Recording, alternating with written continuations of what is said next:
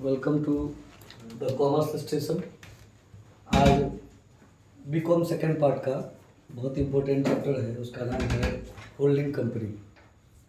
हम आपको कल ही बताए थे कि प्रत्येक दिन जो है एक एक वीडियो करके क्लास में लाया करूँगा।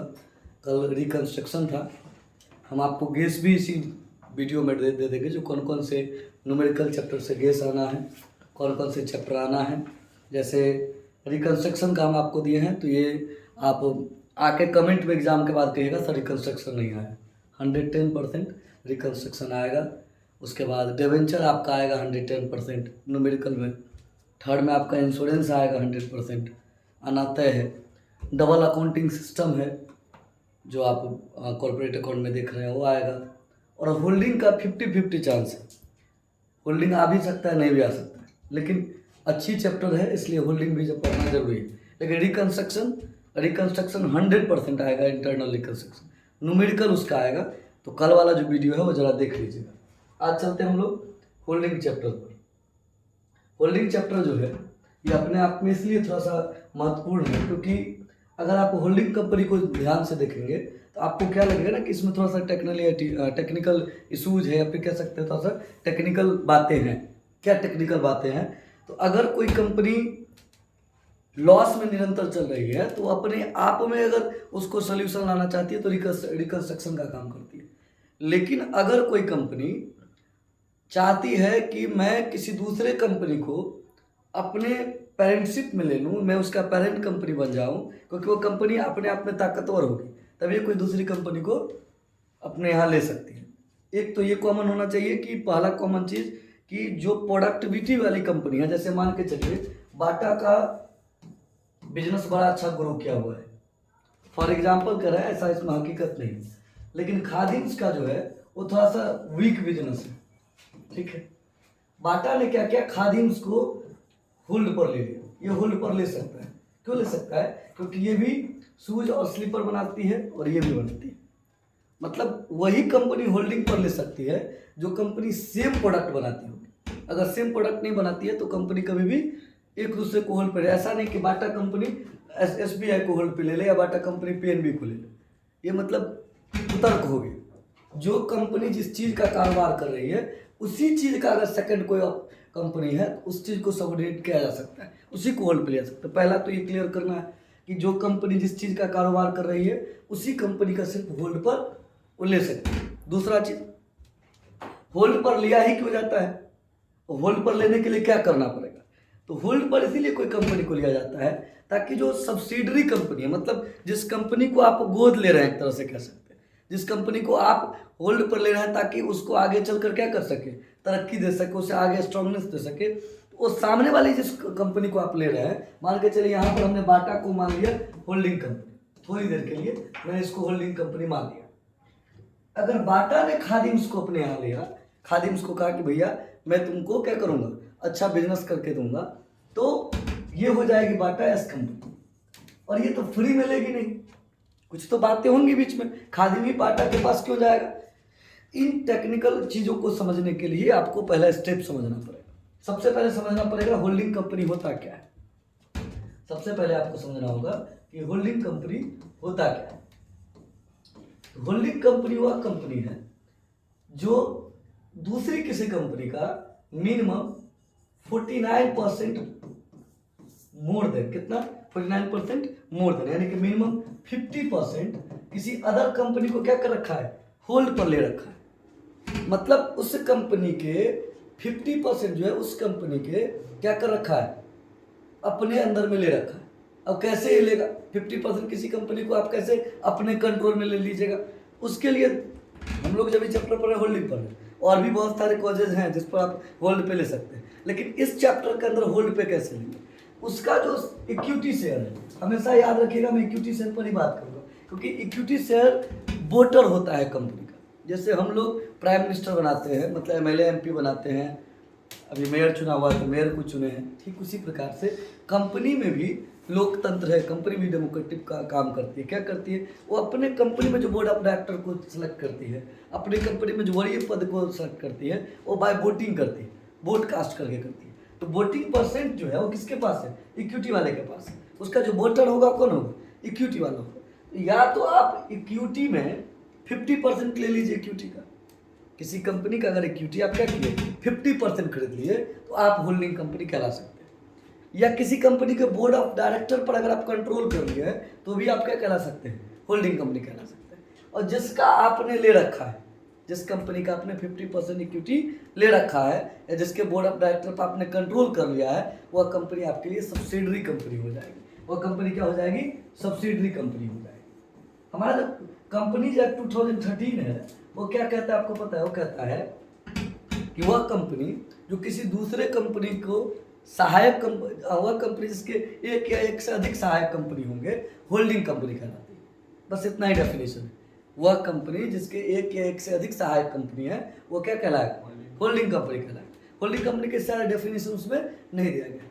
गौर करने वाली बात है कि वह कंपनी जो किसी अन्य कंपनी का 50% या उससे अधिक इक्विटी शेयर पर या बोर्ड ऑफ डायरेक्टर पर कंट्रोल कर लिया है तो वह कंपनी सूत्रधारी कंपनी कहलाएगी। क्या कहलाएगी, सूत्रधारी कंपनी कहलाएगी। ठीक है। या ये भी कह सकते हैं जब एक कंपनी किसी दूसरे कंपनी का आधे या आधे से अधिक, कितना से, आधे या आधे से अधिक क्या किया है, अंश खरीद लिया है, उसे हम क्या कहेंगे, सूत्रधारी कंपनी। ठीक, याद रहेगा। अब आगे चलते हैं। अब आगे क्या कहता है कि सूत्रधारी कंपनी को एक और नाम से जाना जाता है। अधिकतर लोग आज के समय में सूत्रधारी होल्डिंग कंपनी नहीं कहते, कहते पेरेंट कंपनी। क्या है, पेरेंट कंपनी। तो पेरेंट कंपनी भी होल्डिंग कंपनी को ही कहा जाता है। ठीक है, चलिए फिर कहता है कि पेरेंट कंपनी क्यों कहा जाता है, क्योंकि बोर्ड ऑफ डायरेक्टर पर जो है कंट्रोल किसका है, होल्डिंग कंपनी का है। तो जब ये बोर्ड ऑफ डायरेक्टर पे आपका कंट्रोल है तो स्वाभाविक है आप ही उसके पेरेंट हो गए। क्योंकि मैं अगर मान के चलो एक एग्जाम्पल देता हूँ छोटा सा, नरेंद्र मोदी साहब पूरे भारत के वोटिंग में 50% वोटिंग पर उनका अकेला अधिकार है, अकेला 50% वोट को मैनेज कर सकते हैं। मतलब उनके अंदर इतनी पावर है या इतनी पब्लिसिटी है या फिर इतने फैबुलस पर्सन है कि 50% पूरे भारत का जो वोटर है वो उनको ही वोट करेगा, ये कन्फर्म है। वो कभी प्राइम मिनिस्टर में हार सकते हैं, 100% वो प्राइम मिनिस्टर होंगे। क्योंकि बाकी 50% में तो और भी लोग कैंडिडेट होंगे, अलग अलग पार्टी है, क्षेत्रीय पार्टी के अलग अलग दृष्टिकोण है, सब पार्टी अलग अलग चुनाव लड़ती है, कुछ गठबंधन करके कुछ अलग लड़ती है। तो कहीं ना कहीं 50% वाला ही मेन गवर्नमेंट में जाता है। ठीक उसी प्रकार से अगर आपने किसी कंपनी का 50 या 50% से अधिक ले लिया है इक्विटी शेयर, स्वाभाविक है आप ही उसके सारे कुछ होंगे और आप ही के अकॉर्डिंग पॉलिसीज तैयार होगी, आप ही के अकॉर्डिंग कंपनी को चलाया जाएगा। ठीक है, चलिए अब फिर आते हैं होल्डिंग कंपनी में। आपको इसके बाद आते हैं कि जैसे यहाँ पर एक मान के चलिए, यहाँ पर एक कंपनी है, उसका नाम है एच कंपनी। ठीक, और यहाँ एक कंपनी है एस कंपनी। एच कंपनी का एस कंपनी कैसे सब्सिडरी होगी, यानी कि ये जो होल्डिंग कंपनी है, अब आप लोग बताएंगे होल्डिंग कंपनी जो है ये अपना सब्सिडरी कंपनी बनाने के लिए इसको क्या करेगी, बताइए क्या करेगी, क्या करेगी, 50% प्लस पहले इसका 50% मिनिमम क्या करें, 50% और मोर क्या करेगी, इसके इक्विटी शेयर कैपिटल पर कंट्रोल कर, क्या करेगी, इसके इक्विटी शेयर कैपिटल पर कंट्रोल कर। ठीक है, दूसरा का ये बोर्ड ऑफ डायरेक्टर पे भी कंट्रोल करेगा, बोर्ड ऑफ डायरेक्टर पे भी कंट्रोल करेगा ना। तो यानी कि होल्डिंग कंपनी क्या करता है, होल्डिंग कंपनी का एक और नाम है, क्या नाम है, पेरेंट कंपनी। क्या नाम है, पेरेंट। पेरेंट कंपनी या होल्डिंग कंपनी बनने के लिए आपके पास कोई ना कोई सब्सिडरी कंपनी होगा, तभी आप होल्डिंग कहलाएं। अगर आप चाहते हैं कि हम पेरेंट बने किसी का, तो पहले आपके पास कोई ना कोई तो बच्चा हो तो पेरेंट बनेंगे, या कोई ना कोई आपके मानने वाले हो जो पेरेंट हो। हाँ भैया हम आपको पेरेंट मानते हैं, गार्जियन कहने लायक हो। आप खुद बच्चे हैं तो आपका गार्जियन कहाँ से हो, स्वाभाविक है यहाँ भी वही कहानी कि अगर आप खुद अकेले हैं तो आपका पेरेंट कंपनी कहाँ से नाम हो जाए, जब तक कि आपके कोई सब्सिडरी कंपनी ना हो। क्या एक कंपनी एक ही सब्सिडरी कंपनी रख सकती है, ऐसा नहीं, बहुत सारे सब्सिडरी कंपनी रख सकते हैं। पहले क्या कहें कि वैसी कंपनी जिसकी एक या एक से अधिक सब्सिडरी कंपनी होगी क्या कहलाएगी, होल्डिंग कंपनी कहलाएगी। ठीक है, आगे चलिए, आगे आते हैं। अब आगे क्या कहता है कि सब्सिडरी कंपनी और होल्डिंग कंपनी को जान गए, उसके बाद हम लोग को पहला स्टेप क्या करना है अकाउंटिंग ट्रीटमेंट के रूप में। सबसे पहले हम लोग देखेंगे परसेंटेज ऑफ होल्डिंग निकालना। क्या निकालेंगे? परसेंटेज ऑफ होल्डिंग निकालेंगे। कैसे निकालेंगे? इसका एक फॉर्मूला भी है और इसका एक आप लॉजिकल चीजें भी जान सकते हैं। अगर मान के चलिए हमको किसी का परसेंटेज ऑफ किसी कंपनी का परसेंटेज निकालना है तो क्या करना है? पहले देखिए कि total share, number of share कितना हेल्ड किया है H company. Number of share held by कौन? H company. कहां पर? In S company by total share of S company multiple. For example H company, ठीक है, इन्वेस्टमेंट कर रखा है। क्या कर रखा है? इन्वेस्टमेंट कर रखा है किस कंपनी में? S company. 4000 शेयर लिया है। कितना शेयर लिया है? 4000 शेयर लिया है। मान के चलिए 50,000 पे लिया है, ठीक है। और नंबर और एस कंपनी का जो टोटल शेयर है, ध्यान दीजिएगा, एस कंपनी का जो टोटल है वह शेयर 10,000 नहीं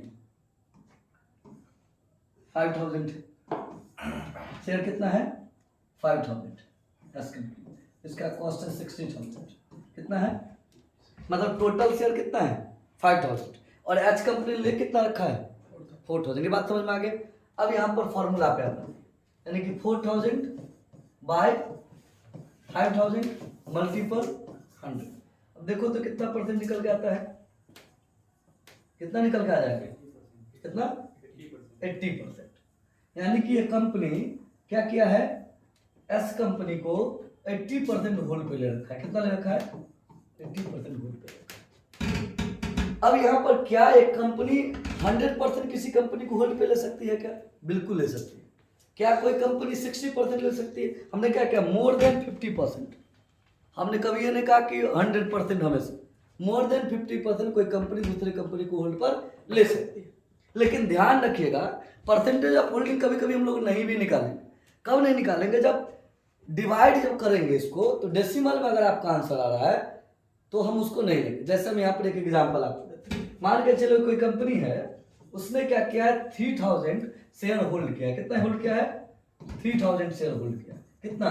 3,000। टोटल नंबर वही है। टोटल नंबर मान के चलिए, टोटल नंबर ले लीजिए आप ले लीजिए ऐसा, एक काम करिए, पॉइंट में लाने के लिए थोड़ा सा अंतर करिए। एक कंपनी है जिसका शेयर होल्ड किया गया 2500। कितना? 2500। टोटल नंबर ऑफ शेयर कितना है? 3,000 मल्टीपल 100। क्या ये आ जाएगा आपको? डेसिमल में आएगा कि नहीं आएगा? 100% आएगा। अगर इसको आप काट रहे हैं तो कितना में आ जाएगा? डेसिमल में आ जाएगा। ऐसी स्थिति में क्या करें? इसको फ्रैक्शन में ले लेंगे, फिर डेसिमल में हम लोग नहीं लेंगे। कैसे लेंगे? इस 100 को हटा दीजिए, जो सबसे स्मॉल में आ सकता है ले आइए। तो क्या हो जाएगा? 5 5 जा 25 और 6 5 6 जा 30, 5/6 आ जाएगा। तब हम लोग परसेंटेज ना निकाल कर फ्रैक्शन में ले आएंगे, क्योंकि डेसिमल में लाना ये नहीं कि गलत हो जाएगा, इसका फिर कैलकुलेशन करने में आपको प्रॉब्लम आ जाएगा। तो हम लोग क्या करेंगे? तब फ्रैक्शन में ले लेंगे। बात समझ गए? पहला स्टेप क्वेश्चन का परसेंटेज ऑफ होल्डिंग है, उसमें 2 बातें। अगर परसेंटेज में आ रहा है तो टू गुड, परसेंटेज में तो फ्रैक्शन, कोई दिक्कत नहीं ना। इसके बाद हम लोग क्या करते हैं? इसके बाद देखते हैं कि क्या मैं जो जिस कंपनी को कंट्रोल में लेने जा रहा हूं उस कंपनी पे मेरी बजट क्या पड़ी है। ऐसा तो नहीं कि मैंने महंगे बजट में ले लिया है। उससे पहले एक बात, सबसे पहले ये देखना होगा आपको। देखिए क्या है ना कि अभी थोड़ा थोड़ा बातों पर कंफ्यूजन आएगा, हो सकता है आपको प्रॉब्लम आएगा, लेकिन धीरे धीरे जैसे जैसे आप क्वेश्चन तक हम लोग पहुंचेंगे, एग्जाम्पल भी करेंगे, तो आपको बातें और क्लियर होती जाएंगी। तो आप कहीं आपको कंफ्यूजन लग रहा है तो उसको भी थोड़ा सा साइड करके समझते जाइए बात को। और उसके बाद देखिए जब एग्जाम्पल बनाएंगे तो पूरा का पूरा हो जाएगा। क्वेश्चन बनाने से पहले हम परसेंटेज ऑफ होल्डिंग निकालिए। सेकंड काम क्या करेंगे? जो कब हेल्ड किया गया, डेट क्या था, दो पोजीशन में कब हेल्ड किया था। या तो डेट ऑफ क्लोजिंग को ही हेल्ड कर लिए, मतलब 31 मार्च को मेरी कंपनी जो है फाइनल बैलेंस शीट बनाती है, फाइनल स्टेटमेंट बनाती है, मैंने उसी दिन उस कंपनी को होल्ड पे लिया, प्रॉब्लम खत्म। नहीं, मैंने ड्यूरिंग द ईयर किया, मतलब 31 मार्च से लेकर 1 अप्रैल से लेकर 31 मार्च के बीच में कर लिया। अगस्त में कर लिया, सितंबर में कर लिया, दिसंबर में कर लिया, तो फिर बात अलग। तो क्या है, डेट ऑफ होल्डिंग पर भी आपको ध्यान देना होगा। डेट ऑफ होल्डिंग पर भी आपको ध्यान रखनी होगी कि डेट ऑफ होल्डिंग क्या चल रहा है, थोड़ा सा ध्यान देते जाइएगा। गर्मी लगता होगा, जानते हैं, गरीब मास्टर है, हमने सी नहीं लगाया है, लगेगा एक समय आएगा, नहीं कुछ तो ड्राइंग्स वाला ही लगेगा। ठीक है, डेट ऑफ होल्डिंग पे पहला हमने क्या कहा कि जिस दिन आपकी फिनेंशियल स्टेटमेंट बन रही है, अगर उसी डेट को कंपनी ने क्या किया है, कंपनी को आपने होल्ड पर ले लिया, तो फिर बात अच्छी बात है कि चलिए फर्स्ट क्लास आपका काम चले। लेकिन आपने कंपनी को उस दिन होल्ड किया जिस दिन डेट ऑफ क्लोजिंग नहीं थी, बल्कि ड्यूरिंग द ईयर ही आपने होल्ड पर ले लिया, तो कहानी क्या बनेगा। चलिए अब पहला ये दो बातें मेरे पास लिख दीजिए। होल्डिंग कंपनी उसी दिन एस कंपनी को होल्ड पर ले जिस दिन एस कंपनी ने अपनी फिनेंशियल स्टेटमेंट तैयार की, अर्थात मतलब क्लोजिंग डेट है ना, किसको, क्लोजिंग डेट। क्लोजिंग डेट कब हो सकता है, 31 मार्च हो सकता है, या फिर 31 दिसंबर हो सकता है, मान के चलिए इसमें आपने क्लोजिंग कर दिया। ठीक, दूसरा कब, ड्यूरिंग द फिनेंशियल ईयर। इसको थोड़ी देर के लिए हम लोग भूल जाते हैं, थोड़ा सा ध्यान दीजिएगा तो बात करेंगे। इसको हम थोड़ी देर के लिए भूल जाते हैं, हम लोग पहले इस प्रोसेस को कंप्लीट करते हैं। आधा आधा करके बनाएंगे, वीडियो भी आधा आधा करके बनेगा, और ये आधा आधा करके समझेंगे तो आपको पक्का समझ में आएगा। हम आपको चैलेंज करते हैं कि आज के बाद आपको होल्डिंग कंपनी कहीं भी देखिएगा तो केवल लाभ आसानी से बना सकते हैं, ये मेरा चैलेंज। रिकंस्ट्रक्शन कंप्लीट हुआ है ना, ऐसे आए हैं तो क्या बोले समीरा कि आप कहीं से भी कुछ पूछे तो ये मेरा कवर हो चुका है। वैसे होल्डिंग का कहानी है कि अगर आप होल्डिंग को आज समझ लिए ना, आपका एक कवर अप हो जाएगा, ये मेरा गारंटी है। ठीक है, ये वाला समझ में आ गया। इसको अभी हम लोग हाइड कर रहे हैं, हम लोग चल रहे हैं एक प्रोसेस पर। एक ही डाल पे पाँव रखेंगे तो सफलता जल्दी मिलती है, अनेक डाल पे रखेंगे तो फिर गिरने का ज्यादा आगे चल। अब मैं इसको क्या करता हूँ ना, मतलब जो क्लोजिंग डेट है आपका, इसको दो भागों में बांटता हूँ। When percentage of holding is 100%, एक टर्म कब, जब परसेंटेज ऑफ होल्डिंग क्या हो, 100%। दूसरा टर्म कब, when percentage of holding less than 100%। बात समझ में आया। एक कब जब होल्डिंग परसेंट कितना हो, 100, एक कब जब होल्डिंग परसेंट 100 ना, 100 अगर है तो और आसान हो जाए। और होल्डिंग 100% है तो भी आसान है, लेकिन इसमें एक और चीज निकल जाती है। तो पहले दो चीज किए, कौन सा किए, एक क्लोजिंग डेट को होल्ड किए तब क्या होगा, एक ड्यूरिंग द फाइनेंशियल ईयर किए तब क्या होगा। इसमें ड्यूरिंग द फाइनेंशियल ईयर को हम लोग स्किप कर रहे हैं। यहाँ पर पहले हम इसको क्लियर करते हैं, when percentage of holding is 100%। ठीक, तब क्या होगा, इसमें सबसे पहले हम लोग निकालेंगे कैपिटल रिजर्व और गुडविल को। ठीक, पहले क्या निकालेंगे, कैपिटल रिजर्व और गुडविल। और अगर इसमें जाइएगा तो इसमें फिर बात अलग है। तो पहले कैपिटल रिजर्व वाले मानते हैं। चलिए देखिए, when holding percent is equal to 100%, ये आपका हेडिंग हो। कैपिटल रिजर्व और गुडविल कोई भी होल्डिंग परसेंट हो, चाहे 100% हो, चाहे मोर देन 100, लेस देन 100% हो, चाहे आपका ड्यूरिंग द ईयर बनाया गया हो, कंपनी होल्ड पे लिया गया हो, या डेट ऑफ क्लोजिंग को कंपनी लिया गया, उससे कोई मैटर नहीं करता है। मैटर करता है कि आपको ये बनाना ही पड़ेगा। कोई भी टर्म होगा तो कैपिटल लेजर में गुडविल आपको निकालना पड़ता है। कैसे निकालते हैं तो देखिए, पहले लिखते हैं हम लोग कैलकुलेशन ऑफ, फिर एक एग्जांपल लेकर भी लिखेंगे, कैलकुलेशन ऑफ कैपिटल रिजर्व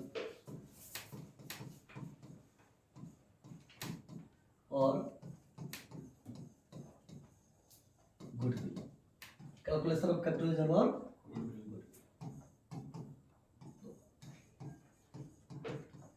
थोड़ा सा एक एग्जांपल देखिए, यहाँ पर देखिएगा एक एग्जांपल आप ले लीजिए कोई, ऐसे ही ले लेते हैं, बुक तो सबके पास सब तरह का है। मान के चलिए कोई कंपनी है, एक कंपनी का बैलेंस शीट बना लीजिए,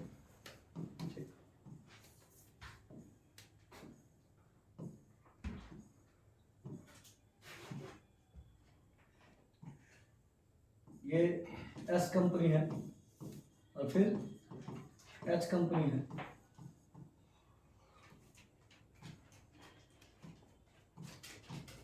एसेट्स, फिर एस कंपनी, एच कंपनी और फिर कैपिटल एंड लायबिलिटीज। अब यहाँ पर थोड़ा सा देखिएगा, इस कंपनी में इक्विटी शेयर कैपिटल, सीधा शेयर कैपिटल है, शेयर कैपिटल कितना कितना है ध्यान दीजिए। इसका एच कंपनी का है 5000, कितना है 5000, इसका है 4000, ठीक, at the rate rupees 10 each share, मतलब प्रत्येक शेयर का रेट कितना है बाबू रे 10 रुपये, ठीक, कोई दिक्कत। फिर आगे आ जाएंगे, फिर इसमें दिया है reserve and surplus, reserve and surplus कितना कितना दिया है, स्टेटमेंट ऑफ पीएल दिया है, इसका दिया है 5000, एच का इसका दिया है 2000, अरे बहुत बड़ा अमाउंट हो जाएगा, जितना कट लो उतना profit.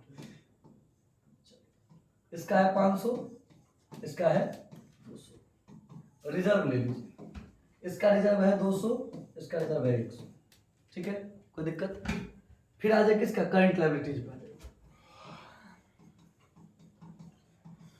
Current liability, trade payable दे रखा है, क्या दे रखा है, ट्रेड पेबल दे रखा है, कितना दे रखा है, मान के चलिए इसका दिया है 500, इसका दिया है 300, कितना कितना जोड़िए तो 5 5 5 1 6200, इसका टोटल कितना हो गया 6200, इसका कितना हो जाएगा 4200, 4300, 4700, नहीं हो जाएगा 600, 4600, मतलब इधर भी कितना आना है 4600, इधर भी कितना आना है 6200। अब यहाँ पे आ जाइए, पहले फिक्स एसेट्स दे रखा है, ठीक है, फिक्स एसेट्स आपको दे रखा है, ठीक है। यहाँ पर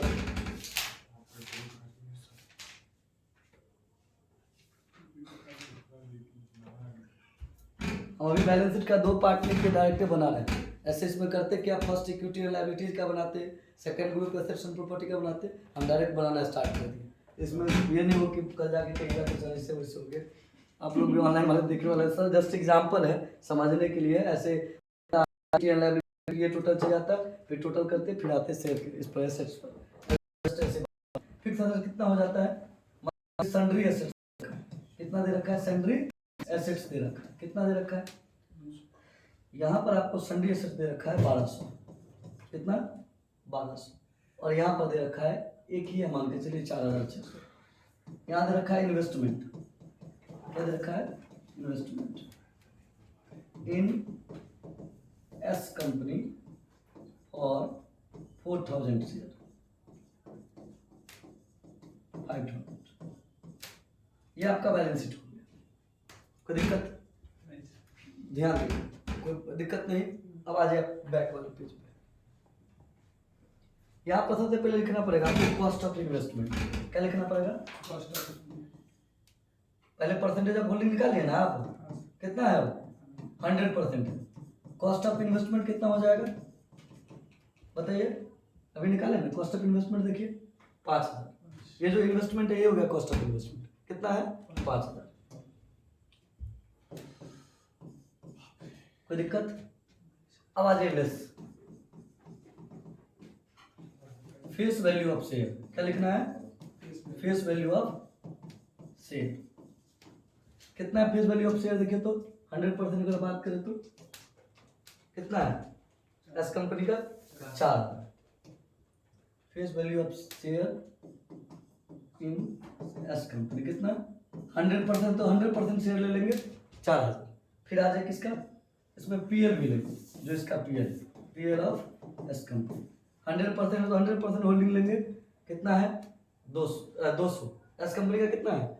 200। रिजर्व कितना है? 100। रिजर्व कितना है? 100। तीनों को जोड़ देंगे तो कितना हो जाएगा? 4300। कोई दिक्कत? अगर ये 4300 की कंपनी है और आपको भैया बहुत जल्दीबाजी है कंपनी खरीदने का, आपने उस कंपनी को कितना में खरीद लिया? 5000 में खरीद लिया। आप नुकसान नहीं किए, क्या किया? आप गुडविल का अमाउंट पे कर दिए। अगर यहाँ माइनस में आता तो आप प्रॉफिट किए, तो कैपिटल रिजर्व हो जाता। लेकिन यहाँ है प्लस में। आपने खर्चा 5000 के किस कंपनी, कितने की कंपनी को लेने में? 4300 के कंपनी को लेने के लिए आपने खर्चा कितना कर दिया? 5000। तो ये जो एक्स्ट्रा आया 700, ये क्या आ जाएगा? ये आ जाएगा गुडविल। अगर ये माइनस में आता तो क्या आता? कैपिटल रिजर्व आता। कोई दिक्कत? कोई दिक्कत इसमें? बताइए, बोलो, दिक्कत बताइए। हाँ, कोई दिक्कत है इसमें? हाँ, पक्का समझ में आ गया क्या? गुप्ता जी, दिक्कत है ना? दिक्कत होगा तो हाँ बताइएगा, दिक्कत होगा तो फिर यूट्यूब पर है, लेकिन वहाँ प्रॉब्लम नहीं ना आस्क कर सकते, कमेंट में पूछेंगे तो थोड़ी हम देखने जाएंगे। हम लोग थोड़ी सर दूर हम तो यहीं पर आ जाएंगे। हाँ, सो बात तो है, आप लोग अच्छे बच्चे हैं। चलिए आगे बढ़ें। इसके बाद मेरा 2 काम हो गया। तीसरा काम क्या करना है आपको? बैलेंस शीट बनाना है। कौन सा balance sheet? Consolidated balance sheet. अब उसमें क्या करना है? तो देखिए, जब कंपनी आप होल्ड पे लेते हैं तो 3-4 चीज कंसोलिडेटेड बनाना, मतलब मिश्रित बनाना पड़ता है। कौन कौन? कंसोलिडेटेड सीएफएस मतलब cash flow statement, consolidated statement of PL, consolidated balance sheet. आपका यहाँ भाग्य अच्छा है, जिस लेवल के हैं आप लोग उस लेवल में जो बैलेंस शीट जो है तो सिर्फ आपको बनाना है, ना सीएफएस बनाना है ना statement of PL. BCom student को सिर्फ बैलेंस शीट बनाने होते हैं। आगे अगर सीए वगैरह का स्टूडेंट, सीए में का है, उसको तीनों बनाना पड़ता है, सीएफएस पीएल भी बनाना पड़ता है। लेकिन यहाँ पर आपको सिर्फ क्या बनाना है? बैलेंस शीट बनाना है। कोई दिक्कत? इसमें बनाने के लिए आपको और भी चीजें हैं, लेकिन आपको सिर्फ इसमें बैलेंस शीट बनाते समय क्या करना है? दोनों बैलेंस शीट को मिक्स करना है। ठीक, अब कैसे मिक्स करेंगे तो साथ हैं आगे।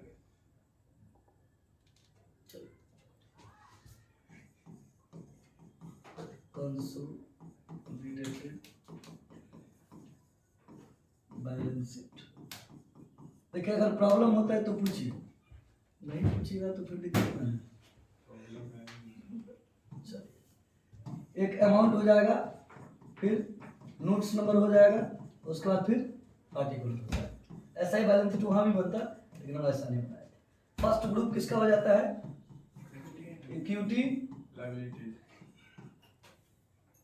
And liabilities.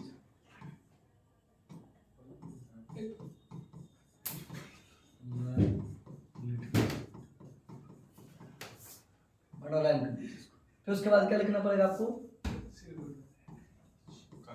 Share holder fund, share holder. फिर उसके बाद क्या लिखना पड़ेगा? Share capital. ये लिख दीजिए नोट्स नंबर 1, या नोट्स नंबर कितना दीजिए 1। आपका जो शेयर कैपिटल था किसका? एच कंपनी का, और टोटल ले लीजिए एच कंपनी का सिर्फ। क्योंकि सर इसमें जब मिक्स कर रहे हैं तो 5, 4, 9,000 क्यों नहीं लिए? ऑलरेडी तो हम 4000 5000 इसको एडजस्ट कर चुके हैं ना। बैलेंस शीट में एच कंपनी का 1200 एसेट्स है, बाकी 5000 तो इन्वेस्टमेंट के तौर पर उसका ले ही चुके हैं, और जो एक्स्ट्रा है उसका हम गुडविल मान ली, तो एसेट्स में फिर आके बढ़ जाएगा। तो हम दो जगह करेंगे तो बैलेंस शीट टेली नहीं होगा। इसलिए इसका 4000 एस कंपनी का हम नहीं ले सकते, क्योंकि ये 4000 कंपनी का, एस कंपनी का शेयर है, वो ऑलरेडी हमारे यहाँ इनडायरेक्ट वे से सबमिट हो चुका है। बाकी चीज फिर पूरा लेंगे। वैसे ही शेयर, जैसे शेयर कैपिटल नहीं लेंगे, वैसे रिजर्व एंड सरप्लस भी नहीं लेंगे, क्योंकि ये भी ऑलरेडी हम उसमें ले चुके हैं। ठीक, आगे आ जाइए। शेयर कैपिटल कितना था? 5000। फिर अगला ले लीजिए आप reserve and surplus. Notes number आपका हो जाएगा 2। इसके लिए अमाउंट के लिए या तो रुक लीजिए या फिर आप डायरेक्ट चले जाइए नेक्स्ट पेज पे, वहां लिख लीजिए नोट्स टू अकाउंट। क्या लिख लीजिए? Notes to account. तो सब थोड़ा सा समय दीजिए, परेशान मत होइए, गर्मी लग रहा है हमको भी, क्या कर सकते हैं। चलिए, पहला किसका था? पहला नोट नंबर किसका था? शेयर कैपिटल का ना, share capital of H company, यही था ना। कितना था? 5,000। खत्म, कोई दिक्कत? यही टोटल कर देंगे। सेकंड नंबर में रिजर्व एंड सरप्लस, कितना कितना? स्टेटमेंट ऑफ पीएल कितना है? देखिए तो कितना है एच कंपनी का? 500। और रिजर्व कितना है? 200।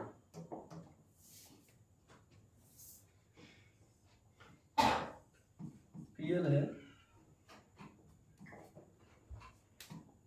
500, रिजर्व कितना था? 200। समीर थोड़ा सा ध्यान दीजिए तो कितना हो जाएगा? 700 हो जाएगा।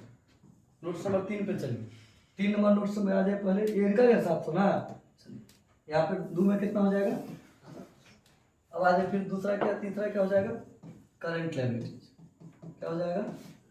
Current liabilities. कितना नंबर नोट्स हो जाएगा? ये 3। इसके नीचे कौन है? ट्रेड पेबल है ना बैलेंस में। ट्रेड पेबल्स जो रहेगा बैलेंस में उसी को डालेंगे। ट्रेड पेबल देखिए तो कितना कितना है? 500 है एच कंपनी का और 300 है एस कंपनी का। नोट्स टू अकाउंट में जाइए, यहाँ डालिए notes number 3 current liabilities. Current liabilities कितना?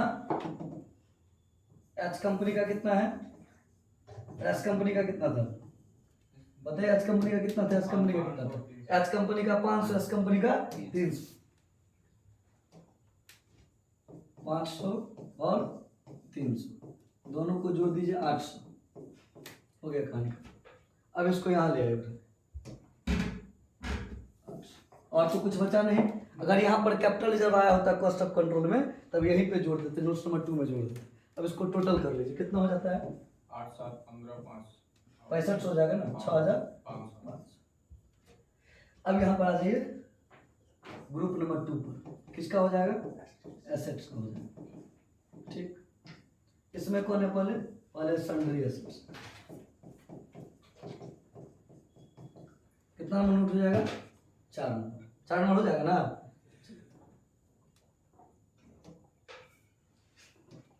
देखिए सन्ड्री एसेट्स कितना कितना है? 1200 इसका है, 4600 इसका है ना, 1200 और 4600।